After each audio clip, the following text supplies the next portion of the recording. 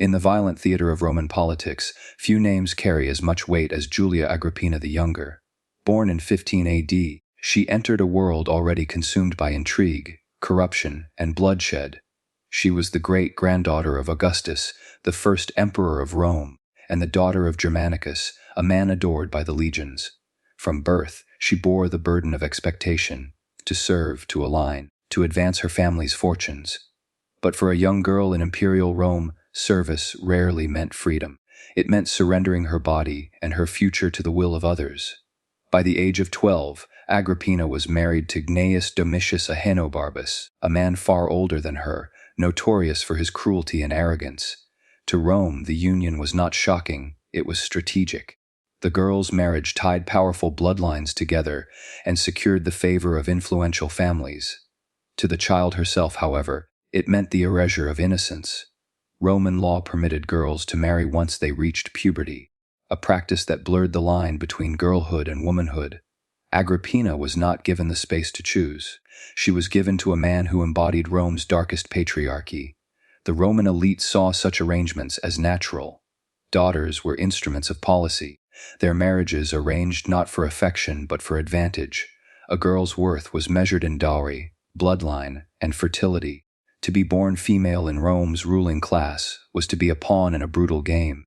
Agrippina's story is not unique in this regard, but the scale of her suffering and her future infamy make it stand apart. Ancient writers described Ahenobarbus as violent and sadistic. Suetonius, with his usual venom, recorded that the man killed a freedman deliberately on the road, gouged out the eye of an equestrian for sport, and drove his chariot into crowds without remorse. This was the man who became the husband of a 12-year-old girl. For Agrippina, marriage was not sanctuary, it was captivity. Her body became a vessel for dynastic ambition. The child bride was expected to conceive, to carry heirs into the world, and to maintain loyalty to a man infamous for cruelty. In a society where maternal mortality was common and sexual exploitation was routine, her life was marked by constant danger. And yet, as she endured the violence of her marriage, she also absorbed the lessons of Rome's merciless hierarchy: survive, endure, adapt. Agrippina's position was further complicated by the instability of the imperial court. Her brother, Caligula, would one day seize power and unleash madness upon Rome. Her family's fortunes would rise and collapse with dizzying speed.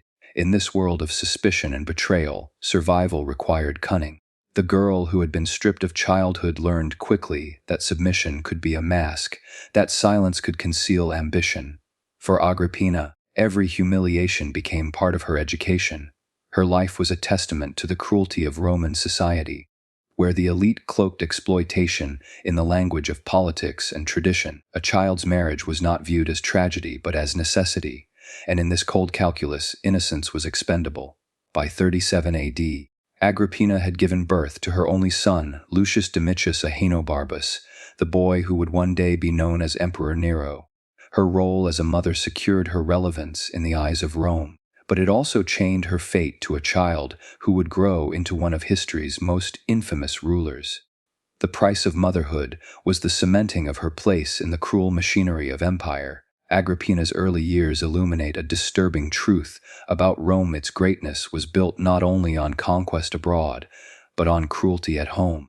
The empire celebrated discipline, order, and power, but beneath its marble and grandeur lay stories of children treated as possessions, sacrificed to ambition. Agrippina's marriage was not an exception, it was the rule, and in her suffering, we glimpse the suffering of countless nameless girls whose voices were never recorded. In the halls of Roman power, childhood was a luxury. For Agrippina, it was a stolen dream. Her life began not with freedom, but with subjugation, and from this foundation she would emerge hardened, ruthless, and prepared to wield cruelty herself. In the dark annals of Rome's imperial history, few reigns would leave such a stain upon the empire's collective memory as that of Gaius Caesar, better known to posterity as Caligula. His ascent was greeted with joy. The people saw in him the youthful promise of Augustus reborn. But within months, joy gave way to terror.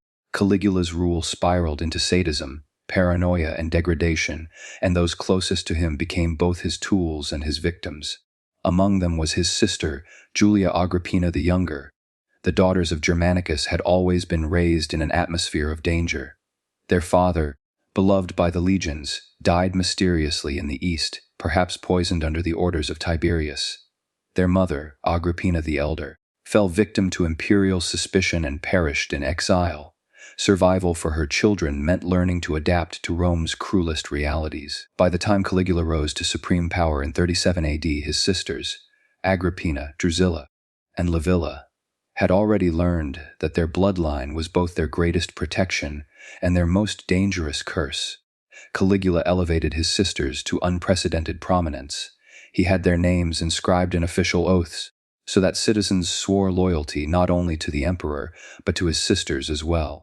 Coins were struck depicting the three young women as personifications of Roman virtues: harmony, security, and prosperity. To the Senate, this was unprecedented, and to the public it seemed almost sacred. Yet behind the polished surfaces of propaganda, darker rumors circulated. Ancient historians, Suetonius, Tacitus, and Cassius Dio, speak with discomfort of Caligula's relationship with his sisters. According to Suetonius, he treated them not only as symbols of state, but as personal concubines. Drusilla, the youngest, was said to be his favorite, paraded openly as a partner in his bed. Agrippina, his elder sister, was not spared suspicion, to be bound as sister, companion, and possibly lover to one of the most perverted rulers in Roman memory, marked her with a stain she could never fully escape. Rome was no stranger to sexual scandal. The empire had witnessed the debaucheries of Tiberius on Capri and would later endure the excesses of Nero. Yet incest between siblings was considered a grotesque violation, even by Roman standards. To the people of the capital, it was a mingling of bloodlines too sacred to corrupt. The emperor was father of the nation. His sisters were meant to embody chastity, piety, and the continuity of Rome's ruling house. For them to be drawn into a relationship of lust was more than a personal failing. It was an assault upon the very fabric of Roman morality. Agrippina's alleged intimacy with Caligula cannot be separated from the politics of survival. She was young, ambitious, and acutely aware of her position. To resist the emperor's advances was to invite suspicion and ruin. To comply was to share in the unclean aura of his madness. Thus, she found herself trapped in a cycle of dependency, her body and reputation intertwined with his dangerous whims. The consequences of this bond became evident in 39 AD, when Agrippina, along with her sister Livilla, was accused of conspiring in a plot against Caligula. Whether the conspiracy was real or fabricated, the charges were devastating. Both women were stripped of honors, their names dragged into the dust of scandal. Agrippina was banished to the Pontine Islands, exiled from the court she had once adorned, her reputation blackened not only as a conspirator, but as a woman who had shared in her brother's incestuous appetites. The exile was a cruel punishment in itself. Isolated from family, deprived of power, and branded with shame, Agrippina's fate seemed sealed. Yet Rome had a way of resurrecting its exiles when circumstances demanded. After Caligula's assassination in 41 AD, the Senate and the Praetorian Guard raised Claudius to power. With a new emperor on the throne, Agrippina was recalled, rehabilitated, and reintroduced into the dangerous theater of Roman politics.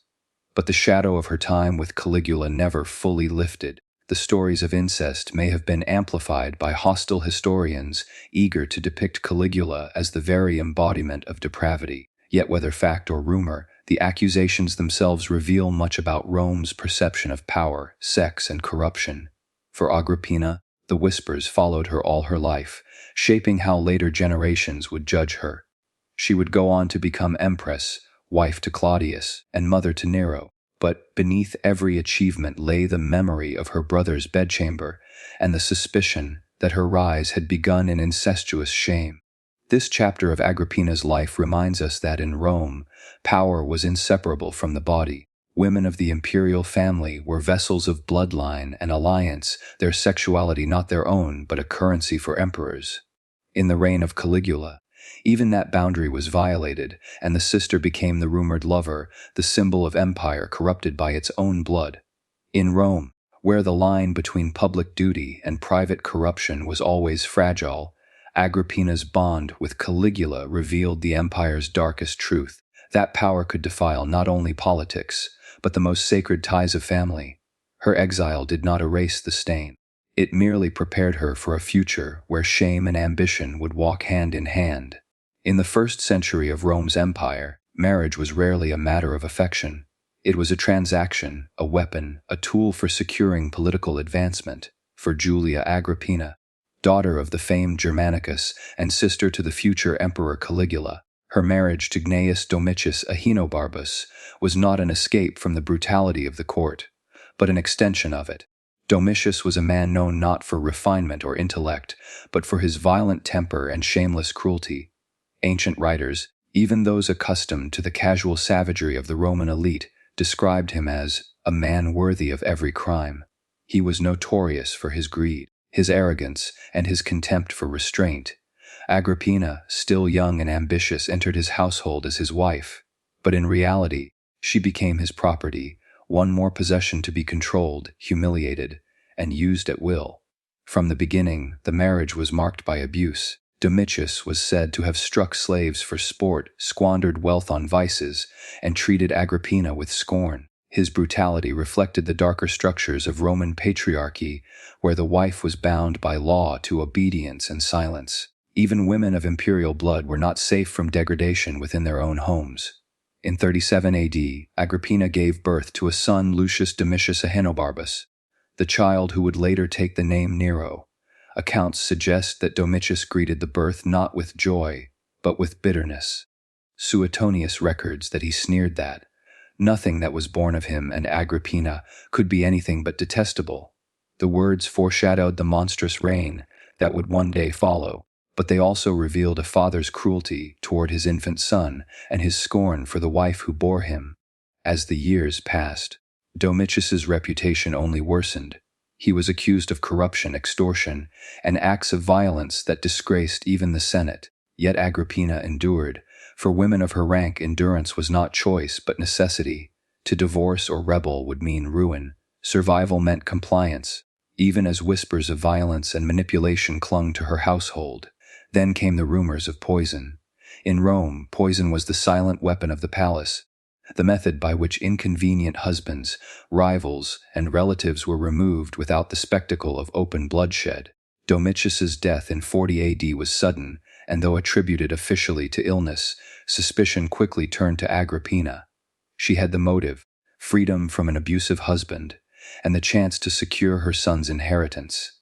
And she had the precedent in Rome. Aristocratic women were often accused, sometimes fairly, sometimes not, of using subtle poisons to bend fate in their favor. Tacitus and other chroniclers would later repeat the claim, though none could prove it. Whether or not Agrippina administered the poison herself remains uncertain, but what is clear is that Domitius's death transformed her position. As widow, she was no longer the possession of a cruel husband. She was a free agent in a city where freedom for women often came only through death, their own or their husband's. Her son Nero was still a child, but now his future rested in her hands. Agrippina's life would become defined by manipulation, seduction, and ruthless calculation, strategies honed during her years of survival under Domitius. In enduring his cruelty, she learned the rules of Rome's darkest game, that power was taken, not given, and that love was a liability. Yet Rome did not forget. The accusations of poison followed her, whispered in corridors and written into histories. Even centuries later, her name remained synonymous with treachery and ambition. But beneath the accusations lies another truth. In a world where women had almost no legal or political power, poison and manipulation were sometimes the only weapons left. Domitius's legacy lived on not only through his infamous son, but also through the scars he left on Agrippina's ambition. From his cruelty, she forged the resolve that would one day place her at the very heart of the empire. And from his contempt, she inherited a son whose reign would become one of Rome's darkest nightmares. The marriage of Agrippina and Domitius was not a union, but a crucible, one that produced both her ruthless will to survive and the child who would destroy her. In Rome, marriage was not sacred nor safe. It was a battlefield, its weapons silence, submission, and poison. From the brutality of Domitius and the survival of Agrippina was born Nero, a child conceived in cruelty. destined to rule in blood. Agrippina the Younger entered widowhood in 40 AD, her first husband, Gnaeus Domitius Ahenobarbus, leaving her with a child, the boy who would become Emperor Nero. He had been known for his cruelty, accused of murder, corruption, and unspeakable violence against both slaves and citizens. His death did not liberate Agrippina into freedom. In Rome, widows were vulnerable, often at the mercy of their male relatives and stripped of real agency. Yet Agrippina refused to fade into obscurity. Her next chapter would reveal the terrifying possibilities of ambition when tethered to survival. Her family name was both her shield and her curse. As the great-granddaughter of Augustus, niece of Tiberius, and sister of Caligula, Agrippina carried imperial blood in her veins. That bloodline attracted suitors and enemies in equal measure. The Roman elite saw in her not only a desirable match, but also a dangerous weapon, a woman who could deliver access to dynastic legitimacy. In a city ruled by suspicion and betrayal, her very existence was political. It was in these years that whispers began to circulate.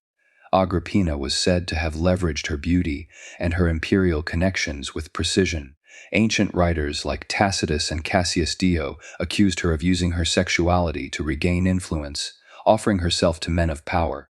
Whether exaggerated by hostile historians or grounded in truth, the image of Agrippina as a seductress became cemented in Rome's cultural memory. Unlike other noblewomen confined to the private sphere, she was determined to weaponize her body for survival in a world that sought her ruin. Her second marriage, to Gaius Sallustius Crispus Pacinus, one of Rome's wealthiest men, was not a union of love but of ruthless calculation. Pacinus was older, immensely rich, and connected to the imperial family. Agrippina's marriage to him provided both financial security and renewed entry into Rome's elite networks.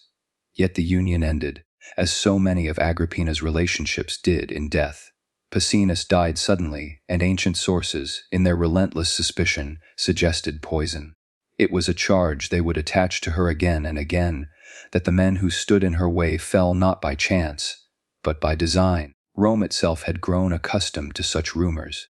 Poisoning was seen as the hidden weapon of women, a method of killing that bypassed the sword and the battlefield and struck in the intimacy of the dining hall. Whether or not Agrippina truly resorted to it, her reputation as a woman of deadly cunning spread, and it both frightened and fascinated those around her. Her ascent coincided with the reign of her brother, Caligula, a man whose cruelty remained legendary. He humiliated senators, slaughtered nobles, and indulged in acts of perverse excess. Agrippina was not spared his malice. At one point, she was accused of conspiracy, stripped of her wealth, and banished. Yet even exile did not break her. When Caligula was assassinated in 41 AD, Agrippina returned to Rome, more determined than ever to reclaim her place. It was during this period of return that she perfected her craft. She learned to cultivate allies discreetly, to read the shifting winds of politics, and to use her beauty as a lure while guarding her own survival. Ancient accounts portray her as both desired and feared, a woman who could entangle men with promises of intimacy and bind them to her with the prospect of dynastic power. In the rigid patriarchy of Rome, where female ambition was condemned as unnatural, Agrippina's actions stood out as both scandalous and effective. She refused the role of passive widow or discarded exile.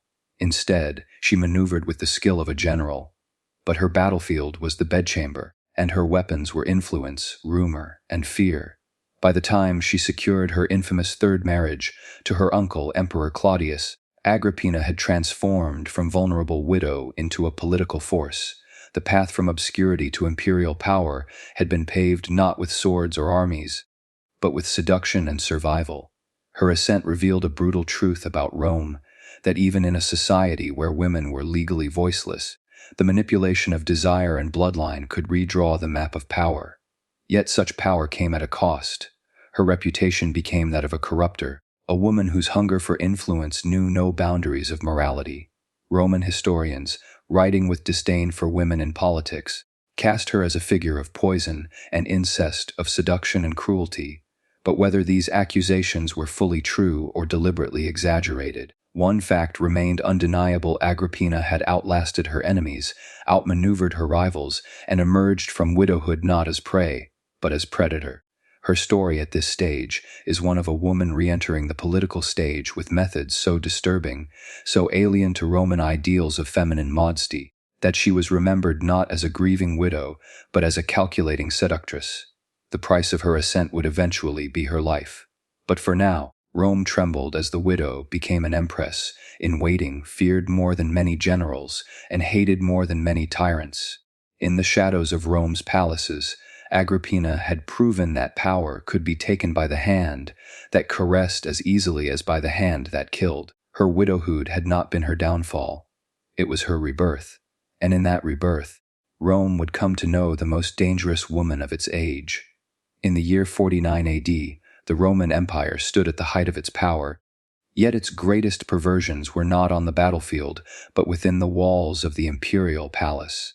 At the center of this scandal was Agrippina the Younger, daughter of Germanicus, sister of Caligula, mother of Nero, and soon to be the wife of her own uncle, Emperor Claudius.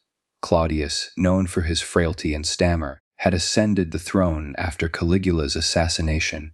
His reign was marked by both administrative competence and personal vulnerability. He was an emperor eager to be guided, and Agrippina recognized this weakness. Having endured exile and disgrace during Caligula's rule, she returned determined to secure power at any cost. The path she chose was one that would disturb even the jaded citizens of Rome. The union of uncle and niece was not only taboo, it was illegal under Roman law. Incest between close relatives was viewed with disgust, associated with barbarian practices and condemned by tradition. Yet Agrippina was relentless. Ancient sources such as Tacitus, Suetonius, and Cassius Dio paint a picture of a woman who wielded her beauty, her lineage, and her will to dominate. She persuaded Claudius not merely with affection, but with the promise of consolidating the Julian and Claudian bloodlines into one unchallengeable dynasty. For Claudius, the marriage offered advantages. He had lost his previous wife Messalina in a humiliating scandal that ended with her execution. He needed stability and heir, and a consort who could restore dignity to his household. Agrippina, with her imperial pedigree and her young son Nero, was the perfect candidate, if one could overlook the grotesque bond of blood. The Senate, however, did not overlook it. The marriage was unprecedented in Roman history, and senators recoiled at the thought of approving it. Laws forbidding such unions stood in their way. Yet Agrippina, manipulating her uncle husband to be, orchestrated a change in the very structure of Roman legality.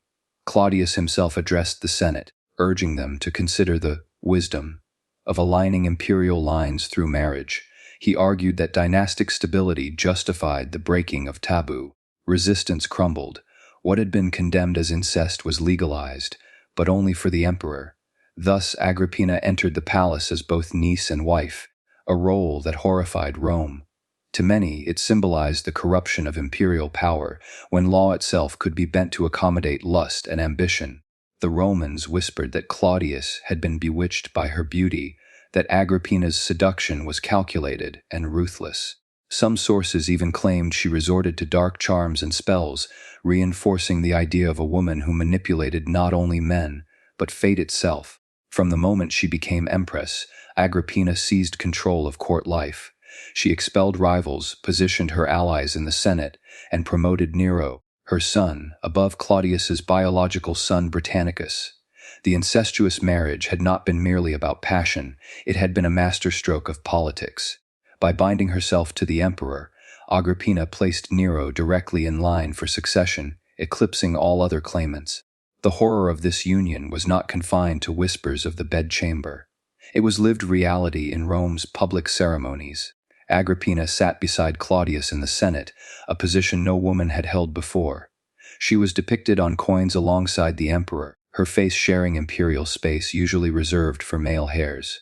To conservative Romans, this was an abomination, the visual proof that incest and ambition had merged into statecraft. Contemporary accounts describe her dominance over Claudius as humiliating. Suetonius portrayed Claudius as a man enslaved by his wife, reduced to a puppet while Agrippina controlled the strings. Tacitus, though more cautious, nonetheless depicted her as a woman who combined the cruelty of Caligula with the cunning of Tiberius, using her marriage bed as a throne. Behind the facade of unity, however, the empire trembled with unease. Rome had long associated incest with decline, recalling myths of cursed dynasties and gods who punished unnatural unions.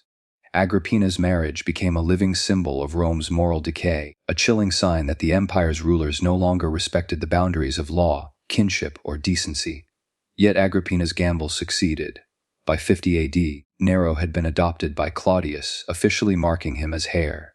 Britannicus, the natural son of Claudius, was pushed aside. Agrippina, once exiled and disgraced, now stood at the pinnacle of imperial power, the empress who had seduced her uncle and bent Rome's laws to her will. Still, her triumph was shadowed by suspicion.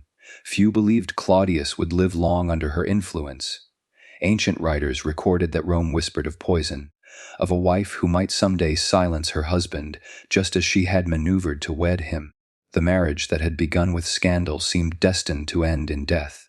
And so, what began as a grotesque violation of familial bonds became the cornerstone of Agrippina's dynasty.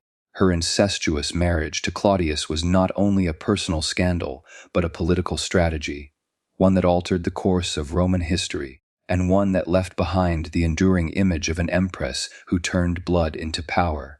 The marriage of Agrippina and Claudius was more than a scandal. It was a wound in the conscience of Rome. To secure her son's throne, she had broken the most sacred of boundaries.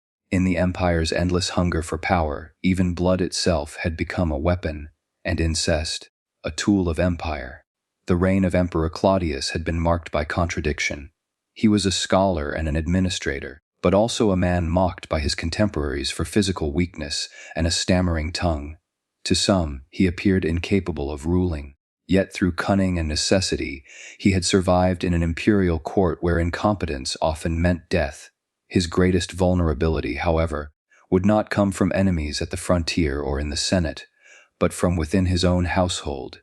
Agrippina the Younger, niece of Claudius and later his wife, had secured her position as empress through a union that even Roman moralists considered unnatural. Marriage to one's uncle was unprecedented, but Claudius, persuaded by political calculations and perhaps seduction, had defied tradition. The union had elevated Agrippina to the height of power, yet in Rome power was never secure. For an empress, survival meant more than proximity to the throne. It meant ensuring the succession of her bloodline. Claudius had children from earlier marriages, including Britannicus, the natural heir. But Agrippina's ambitions centered on her son Nero. To secure his path to the throne, she wielded manipulation, persuasion, and fear. Claudius, at times pliant and at times unpredictable, began to waver. Ancient sources suggest he considered promoting Britannicus once more as heir, a move that would have erased years of Agrippina's careful planning. For a woman whose life had been defined by political survival, hesitation from her husband could not be tolerated. Poison was a weapon as old as Rome itself, feared for its silence and secrecy. Unlike the sword or the executioner's block, it left little spectacle, only whispers. Roman historians, particularly Tacitus and Suetonius, claimed that Agrippina arranged for Claudius's death by way of a simple dish: mushrooms, the emperor's favored delicacy. What seems trivial, a meal served in the emperor's palace, became the stage for an act of calculated murder. The accounts differ in detail, but the essence remains the same. Claudius consumed the dish and was struck with sudden illness. His body convulsed, his voice faltered, and he collapsed into weakness. Some reported that a physician was summoned, but the antidotes were either delayed or deliberately sabotaged. One tale records that Agrippina ensured his fate by sending a feather soaked in poison down his throat under the pretense of aiding his digestion. Whether these stories are fact or embellishment, their persistence across centuries speaks to the conviction of contemporaries. Claudius had not died by chance. The implications were immense. With Claudius dead, Nero, barely 17, was proclaimed emperor. Agrippina stood beside him, not merely as mother but as the architect of his rise. Her triumph, however, was soaked in suspicion. The Roman people, already cynical about their rulers, whispered of a household where ambition outweighed blood, and where the bonds of marriage were dissolved in venom. Claudius's death marked a turning point in imperial Rome. It revealed the fragility of emperors, who, despite commanding the known world, could be undone by those at their table. It also exposed the deadly intersection of intimacy and politics. Unlike an assassination in the Senate or a coup by the Praetorian Guard, this was a killing bound up in the very rituals of domestic life. A wife feeding her husband, a trusted dish prepared, and within it, the destruction of an empire's ruler. The act, if indeed Agrippina's, demonstrated not only her ruthlessness, but also her mastery of Rome's most insidious weapon, proximity. Poison could be administered only by those closest to the victim. To wield it successfully was to command not only access but trust. Agrippina had both, and she allegedly used them with precision. Claudius was deified after his death, declared a god by the Senate, as was customary for emperors. Yet the divinity bestowed by ritual could not erase the ignominy of his end. He became remembered less for his administrative reforms or his conquest of Britannia, and more for the image of an emperor undone by his own household, betrayed in the intimacy of a meal.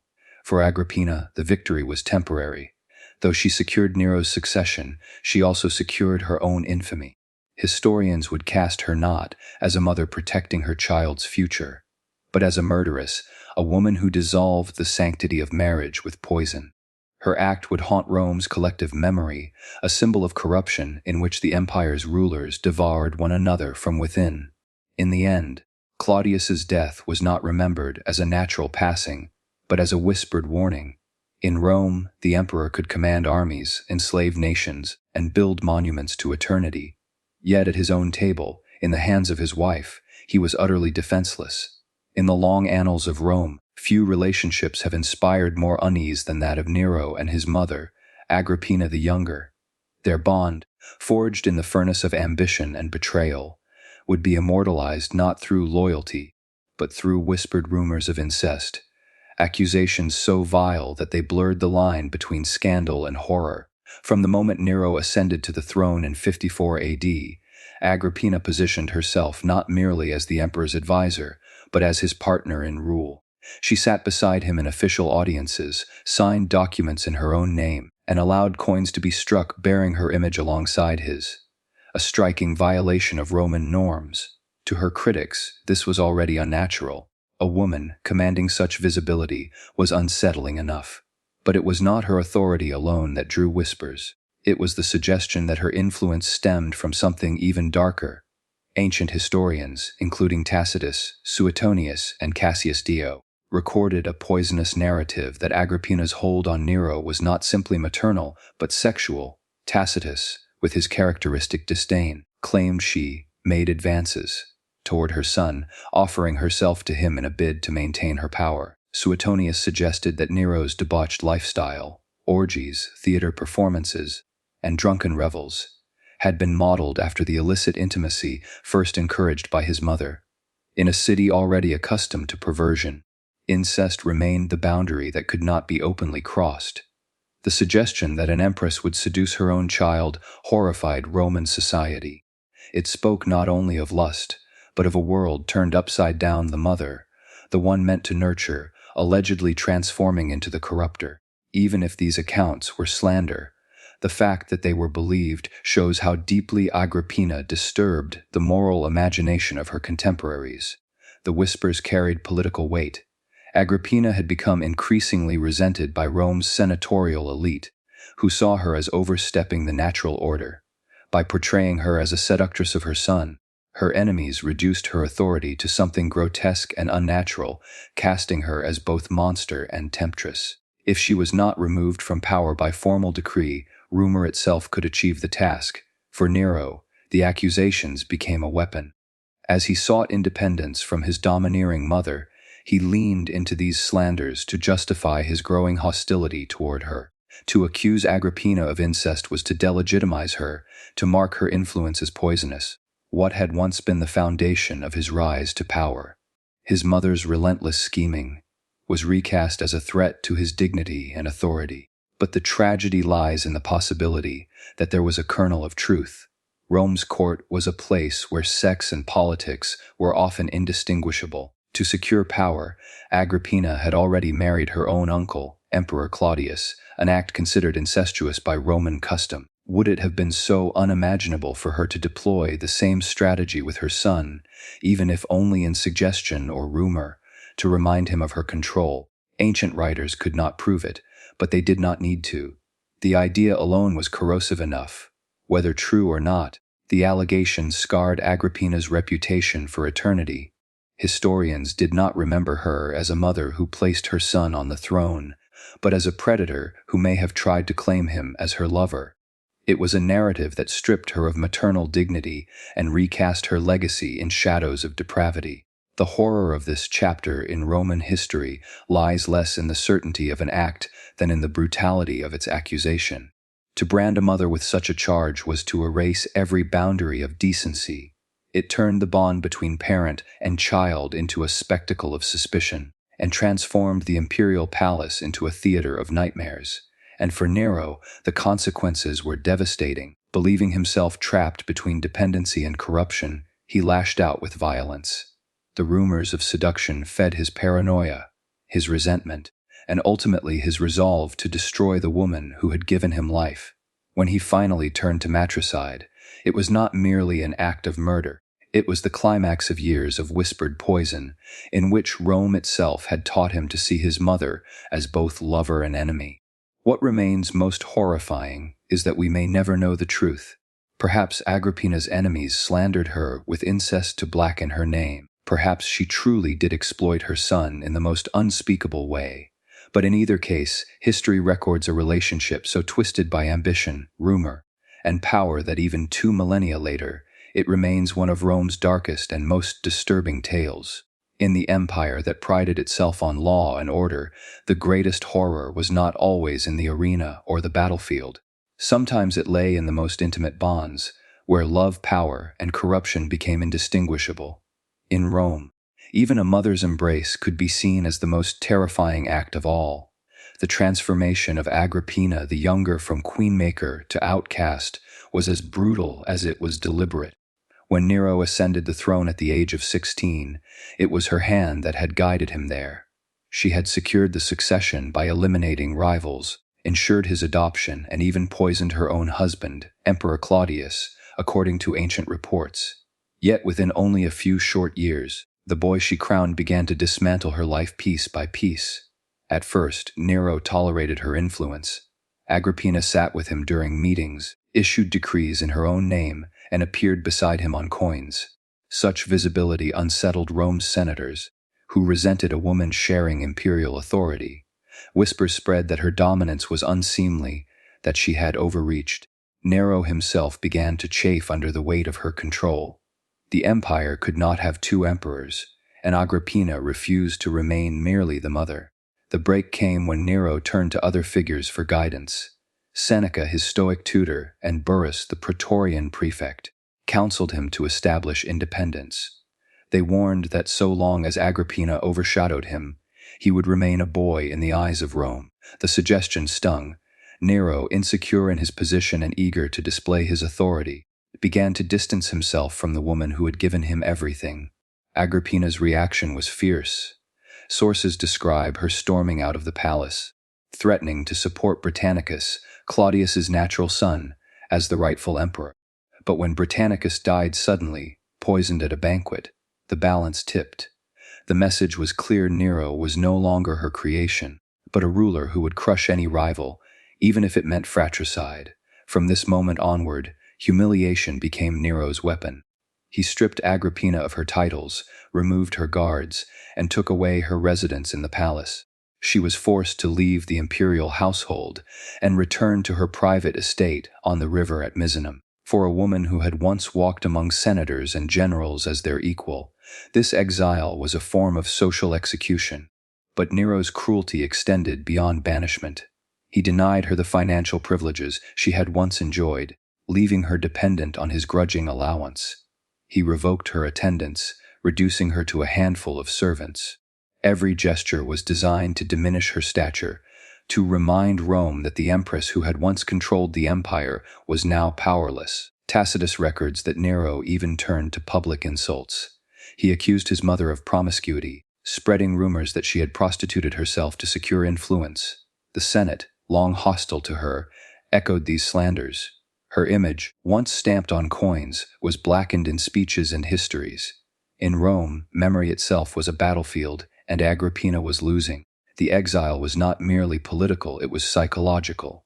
For a woman whose entire life had been driven by ambition, to be silenced, ignored, and mocked was a torment worse than death. She had built her power through calculated alliances, through marriage, seduction, and even poison. Now, she could do nothing but watch as her son squandered the empire she had secured for him. Agrippina's fall from grace was not just a private tragedy. It reflected the cruelty of Rome's imperial system. Power was absolute, but so too was vulnerability. Those who rose too high became targets of suspicion, and women who dared to wield authority were punished with ridicule and erasure. Agrippina's fate was a reminder to all of Rome, even an empress could be reduced to nothing. Nero reveled in her decline. Each act of humiliation was both punishment and performance. By banishing his mother, he proved to the Senate and to the people that he was not her puppet. By mocking her in public, he severed the last threads of her dignity. He did not kill her, not yet. But in stripping her of honor, Nero performed a cruelty almost as devastating. He erased her from the stage of history while she was still alive. And so Agrippina, once the most powerful woman in the empire, lived out her exile in despair. She was a prisoner without chains, condemned not by law, but by the will of her son. Every day she endured was another reminder of her powerlessness, another echo of Rome's pitiless truth. That ambition might raise a woman to the highest throne, but it could also leave her to rot in silence. She had given him the crown, but he gave her only disgrace. In Rome, there was no cruelty more devastating than humiliation, no exile more final than being forgotten. For Agrippina, the slow death of exile was only the prelude to something far worse yet to come. In 59 AD, the Roman Empire witnessed a moment of chilling cruelty that remains etched into its annals. Nero, then still a young emperor, had grown wary of his mother Agrippina's presence. Once the architect of his rise to power, she had become an unbearable shadow. Her influence, her criticisms, and her refusal to fade into silence gnawed at him. To Nero, she was not merely a mother. She was a rival, and in Rome, rivals did not retire peacefully, they were erased. At first, whispers circulated that Nero considered poison. It was the favored weapon of the Julio-Claudian dynasty, discreet and effective. But Agrippina had survived too many intrigues not to be cautious. She had built a household of loyal tasters and servants who tested every bite and sip. The emperor's schemes were detected before they could succeed. Her vigilance frustrated him, and with each failed attempt, his desperation deepened. It was then that Nero conceived a plan both elaborate and grotesque. He would kill his mother at sea. By disguising her death as an accident, he could avoid the stain of open matricide while ridding himself of the woman who haunted his rule. He entrusted the task to Anicetus, commander of the fleet at Misenum, a man long loyal to Nero and eager to assist in this grim enterprise. The stage was set under the guise of reconciliation. Nero invited Agrippina to Baiae, the luxurious coastal retreat famous for its excesses. To the public eye, it seemed a gesture of goodwill between mother and son. Agrippina, cautious yet hopeful, accepted. She arrived by boat, greeted warmly, and dined with her son. Accounts tell us that the evening was filled with courtesy, perhaps even feigned affection. But beneath the smiles, death waited. When the banquet ended, Agrippina was escorted to a specially constructed vessel. Its hull had been designed to collapse upon command, sending her into the sea to drown. Nero's plot relied not on swords or poison, but on engineering, a staged accident that would erase his guilt. To Roman eyes, it would seem a tragedy, not a crime. But fate and Agrippina's will to survive interfered. As the vessel sailed into the moonlit waters, the trap was sprung. The canopy designed to crush her failed to strike with fatal force. Instead, one of her attendants was killed, while Agrippina herself plunged into the cold water. Struggling, bloodied, yet alive, she managed to swim toward the shore. Accounts suggest she clung to wreckage or swam with desperate strength, eventually pulling herself onto land near her villa. Word of her survival reached Nero swiftly. What he had hoped to mask as an accident had collapsed into a public humiliation. The Empress mother, dripping and battered but alive, now stood as a living accusation against him. Agrippina's reaction was equally chilling.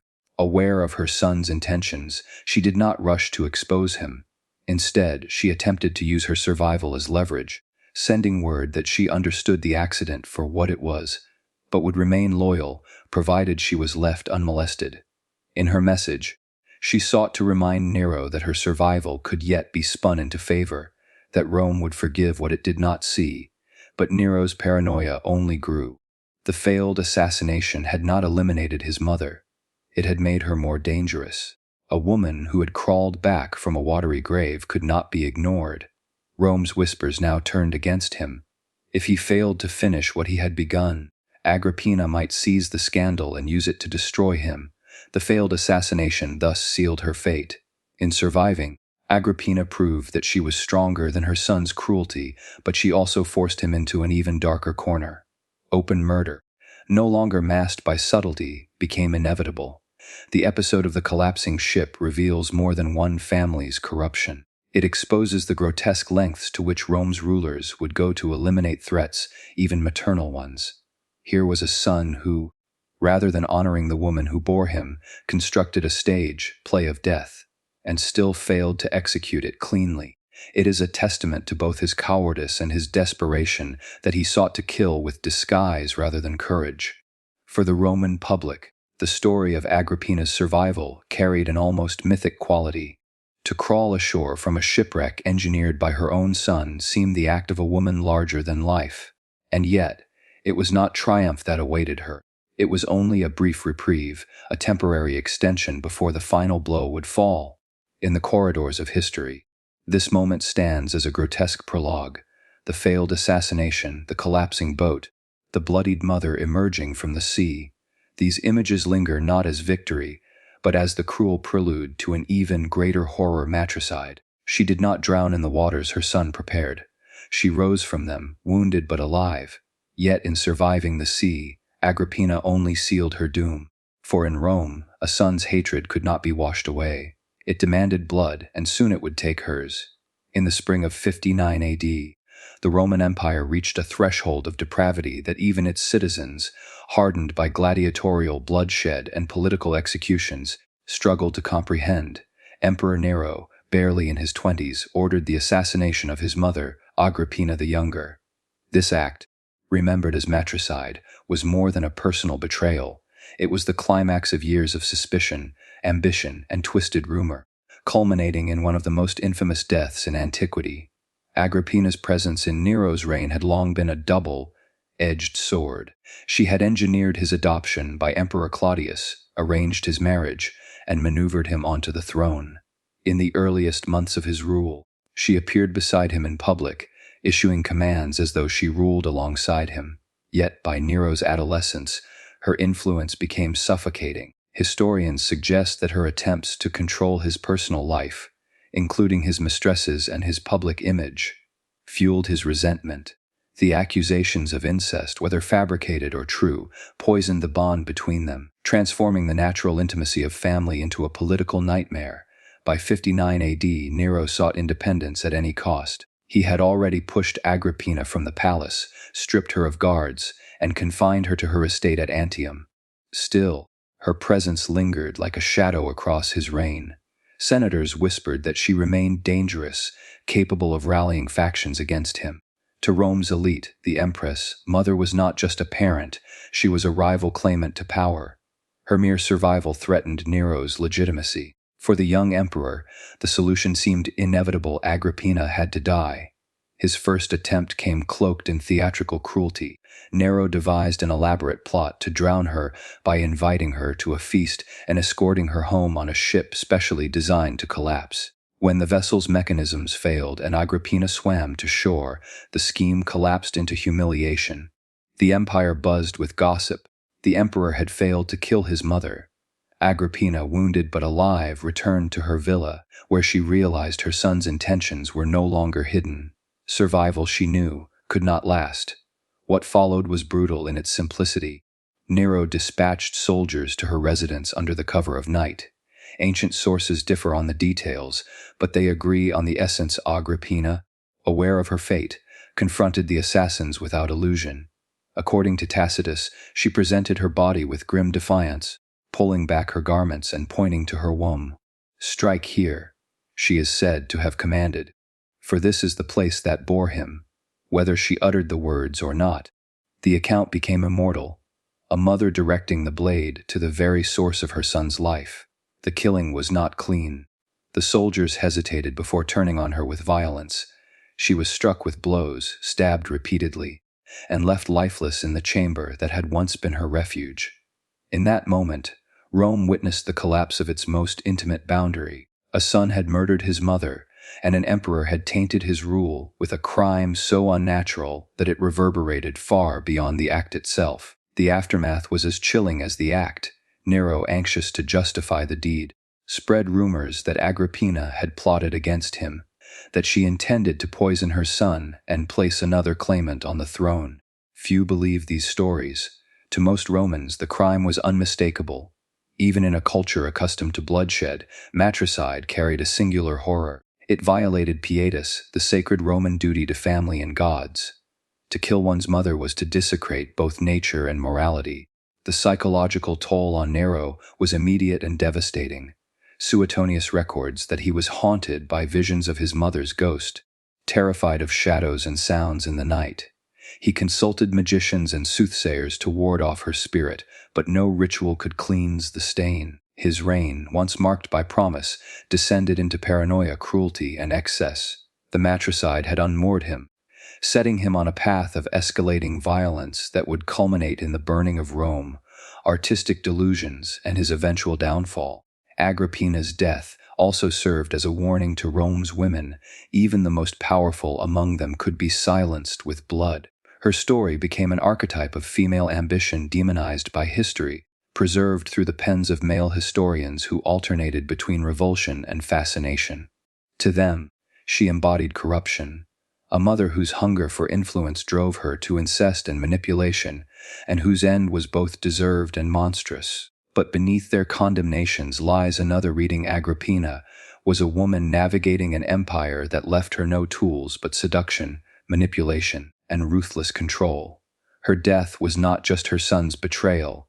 It was the empire's punishment for a woman who dared to rule. The horror of this chapter rests not only in the brutality of the act, but in its symbolism.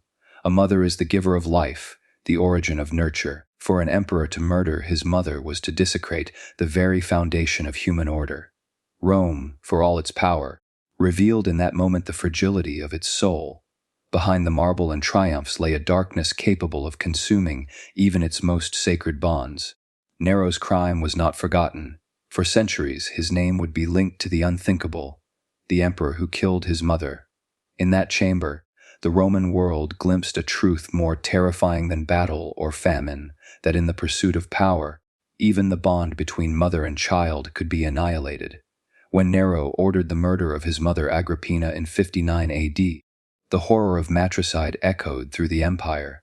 Yet the greater violence would be inflicted not upon her body, but upon her memory. History itself became a weapon. The chroniclers of Rome, Tacitus, Suetonius, and Cassius Dio, did not grant her dignity in death. Instead, they transformed her into a grotesque emblem of female depravity, a cautionary tale of what became of women who reached too far. Tacitus, whose annals remain the most detailed account of her life, painted Agrippina as cold, ambitious, and unnaturally calculating. His words dripped with disdain, portraying her as a woman who cloaked lust in political ambition, who wielded incest as strategy, and who left behind a trail of poison and betrayal. He rarely considered her circumstances, nor the brutality of the political system that consumed her family. Instead, she was stripped of humanity, reduced to an archetype: the wicked mother, the corrupt empress. Suetonius, whose biographies reveled in scandal, sharpened her monstrosity further. He alleged sexual corruption, incest with her brother Caligula, and attempted seduction of her son Nero. To him, Agrippina embodied Rome's darkest anxieties about women in power, that they might abandon the boundaries of motherhood and morality altogether. His accounts, filled with rumor and exaggeration, ensured that the stain upon her name would spread far beyond her lifetime. Cassius Dio, writing in the 3rd century, echoed these condemnations with equal venom. He framed Agrippina as the architect of her own destruction, her fall seen not as tragedy, but as inevitability, the price for daring to trespass upon the domain of men. Her intelligence was acknowledged only as manipulation, her ambition equated with sexual perversion. To Dio, her murder was the restoration of order, the punishment of a woman who had unnaturally seized authority. Together, these voices formed a chorus of condemnation. In their words, Agrippina was not merely remembered, she was vilified, entombed in scandal that outlived her body by centuries. Unlike men who committed atrocities yet retained a measure of respect, Agrippina was denied any balance of judgment. Rome's history, written almost entirely by men of senatorial or aristocratic class, had no space for nuance. For them, a woman who rose to power could only be explained by corruption, seduction, or poison. And yet, buried beneath their accusations lies another truth. Agrippina lived in a world where the imperial household was a battlefield. Brothers murdered sisters, uncles wed nieces, husbands poisoned wives, and emperors slaughtered their own kin. In this brutal context, survival demanded ruthlessness. The cruelty Rome attributed to her was often no worse than the behavior of her male counterparts, yet she bore the harsher judgment. Her ambition was not seen as statesmanship, but as sexual immorality. Her cunning was not recognized as political skill, but as monstrous manipulation. The stain upon her memory reveals more about Rome than about Agrippina herself. It exposes a society that feared women who transgressed their expected role. A mother was to be nurturing, obedient, and silent. Agrippina was none of these. She demanded influence, she seized visibility, and she refused to be erased. For this, history condemned her, portraying her as a warning of what happens when women reach for power in a man's world. Modern historians, revisiting these accounts, question their reliability. They ask whether Agrippina was truly the perverse monster Rome described, or whether she was demonized because her survival required tactics that men could employ without shame. The truth may never be fully recovered. The voices of Rome's historians are the only record, and they chose to bury her beneath slander. But in their venom lies a second tragedy. Her humanity was extinguished not once, but twice, first by her son's dagger, and then by the historian's pen. The horror of Agrippina's story is not only in her life or death, but in the way memory itself became a form of punishment. She became a ghost that Rome paraded as evidence of female corruption, a symbol to frighten women back into silence. Her legacy was not her achievements, nor her survival in one of history's most brutal courts, but the stain of rumor, incest, and ambition. In Rome, death was not the final judgment. To be remembered as monstrous was a fate worse than execution. Agrippina's body was destroyed by her son, but her name, blackened by history, was condemned to wander through the centuries. Forever a symbol of power twisted into horror, Rome presented itself as the pinnacle of civilization. Its aqueducts carried water across miles, its laws governed millions, and its armies marched farther than any empire before it. Yet beneath this grandeur, the imperial palace became a stage for unspeakable corruption. The story of Agrippina the Younger and her son Nero reveals not only the horrors of one family, but a broader truth. Rome's legacy was inseparable from lust, cruelty, and political violence. Agrippina had clawed her way to power through methods that shocked even her contemporaries.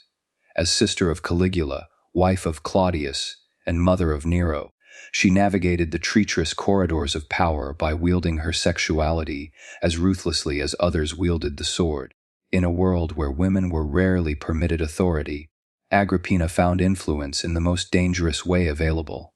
By transgressing the very boundaries of decency, her marriage to her uncle Claudius stood as one of Rome's most scandalous unions. Incestuous by custom if not by strict legality, it was justified only by ambition. Coins were struck to commemorate their union, but the whispers of disgust were louder than the clinking of currency. Agrippina had redefined what it meant to secure power, making intimacy a political weapon. But it was her relationship with Nero that ensured her infamy for eternity. Historians recorded the accusation that she sought to seduce her son, binding him not just through maternal loyalty but through desire. Tacitus spoke of a mother who reclined too close, who dressed with deliberate provocation, who blurred the lines of kinship and corruption. Whether slander or fact, The accusation itself carried horror, for to believe it was to accept that Rome's empire, the model of law, order, and dominion, was ruled by a dynasty willing to defile even the sanctity of motherhood. The consequences of such corruption were devastating. Nero, consumed by resentment and paranoia, turned upon Agrippina with growing cruelty. He stripped her of titles, banished her from court, and plotted her death with methods so elaborate they bordered on the grotesque. A collapsing ship designed to drown her failed. Poison and traps were considered and discarded. Finally, soldiers were sent to her villa, where she was stabbed to death. The woman who had secured her son's throne was murdered by his command, an act that revealed the true cost of Rome's twisted entanglement of power and desire. Yet Agrippina's story was not unique. Rome's imperial line was scared by similar tales. Caligula was accused of lying with his sisters. Tiberius retreated to Capri, where reports of child abuse and grotesque indulgence followed him like a shadow. Domitian insisted on being addressed as Lord and God, while openly humiliating the Senate with displays of sexual dominance. These accounts, recorded by Rome's own historians, painted the empire not as a beacon of virtue, but as a theater of cruelty, where lust and authority fused into horror.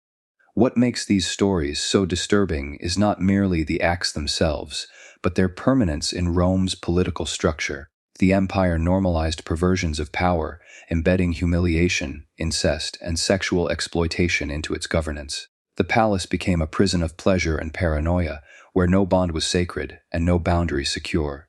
Fathers executed sons, sons murdered mothers, and wives poisoned husbands, each act justified by the pursuit of control. Rome's glory was built on conquest, but its rot came from within. For every victory carved into marble, there was a tale of cruelty etched in memory. The same society that built aqueducts and amphitheaters also endorsed gladiatorial slaughter, ritualized executions, and the slow destruction of its own rulers through decadence.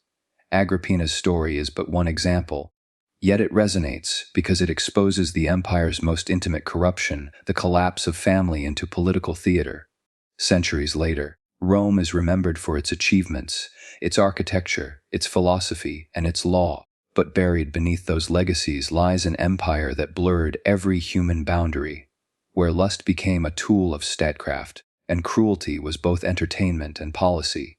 To study Rome is to acknowledge this darkness, to recognize that its triumphs were intertwined with its terrors. The story of Agrippina, remembered as a seductress of her own son and a victim of matricide, lingers as one of the most disturbing testaments to how far the pursuit of power could corrupt. It was not merely her downfall, but a symbol of Rome itself, magnificent in scale yet consumed by its own appetites. Rome claimed eternity, but its empire was as fragile as the human desires that ruled it. Agrippina's legacy reminds us that beneath the marble and the law, Rome's true inheritance was written in betrayal, lust, and blood. And in that inheritance lies the most horrifying truth of all, that civilization itself can be built upon corruption too dark to ever forget.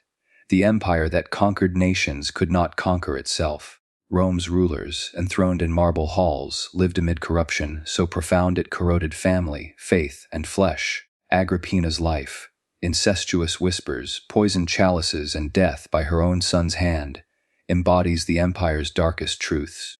These were not aberrations, but patterns power seized through lust, maintained through betrayal, and extinguished in blood. Rome's greatness endures in monuments and law, yet its shadow remains unavoidable. Behind every triumph lies horror, a reminder that civilization's foundations are never free from the human capacity for cruelty and desire.